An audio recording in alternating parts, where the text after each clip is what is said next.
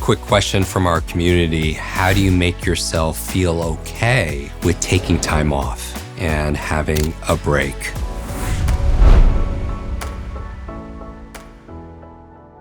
Welcome back to the Kwik Brain Podcast. I'm your host and your brain coach, Jim Kwik. This is a podcast all about your brain optimization, learning faster, really up-leveling your mindset so you could go do the things that you're meant to do. The subject we're going to talk about is taking a break. We've talked about how to take a brain break and what I recommend. You can watch that video also as well. We'll put it in the show notes. But how do you feel okay? This is an interesting question from our community. How do you feel okay about taking time off without the guilt or feel like you're in the FOMO or the things that you feel like you're not making progress? I believe that having a break is absolutely essential for maintaining mental and physical health. And it could also boost your productivity and your creativity in the long run. So here are some strategies to help you embrace and even feel good about taking a break. Because what's the point in taking a break if you're not going to enjoy it?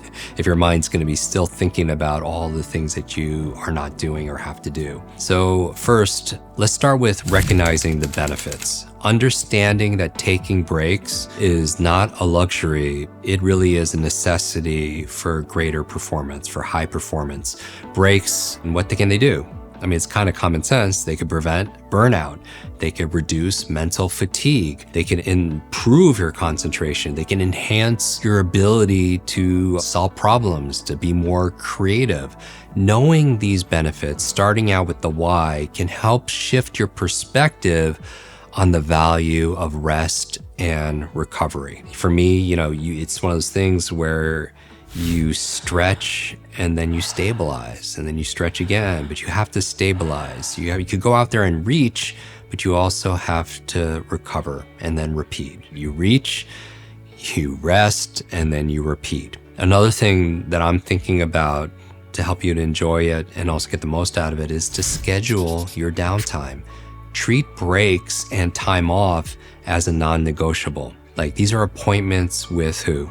With yourself. Schedule them in your calendar just like you would a doctor's appointment or an investor meeting, a PTA meeting, as any other important event. This helps in mentally preparing for downtime and recognizing it as a priority for yourself. Another thing to think about to get the most out of these breaks or time off is to set boundaries. Communicate your plans with others when you're taking time off, those that might be affected, such as your coworkers or family members or your clients. Setting clear boundaries about when you are and aren't available can reduce stress and even prevent or reduce the feelings of guilt.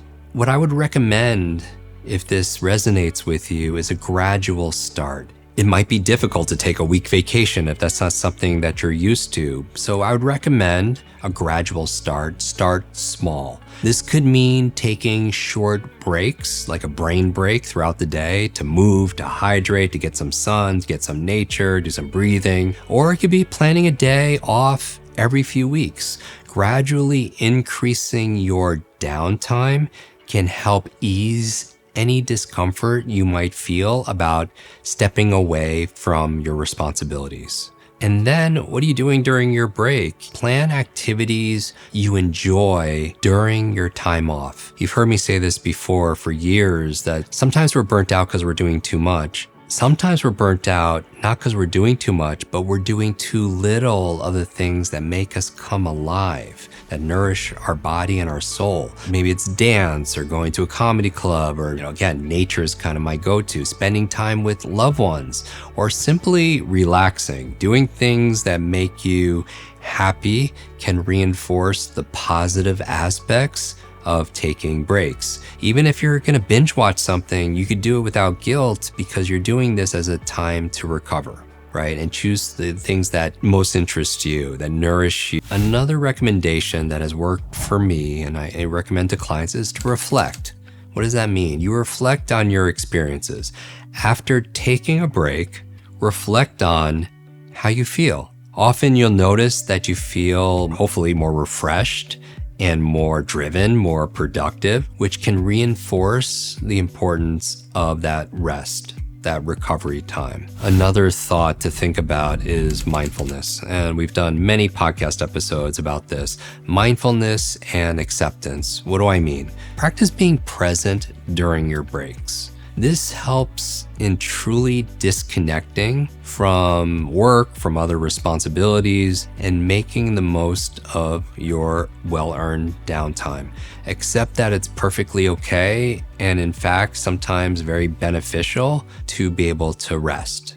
And for me, I established these like decompression rituals. You establish these rituals or routines or habits or activities that help you to transition from your go mode, like your work mode, to relaxation mode. So it could be a simple walk outside, a deep breathing exercise, or maybe it's you change into your comfortable clothes. Whatever it is for you, by integrating these practices into your routine, you can begin to feel more comfortable and justified in taking the time you need to rest, to recover, to recharge. Remember, taking breaks is not just about personal well-being, but also about sustaining your ability to perform well in all aspects of your life.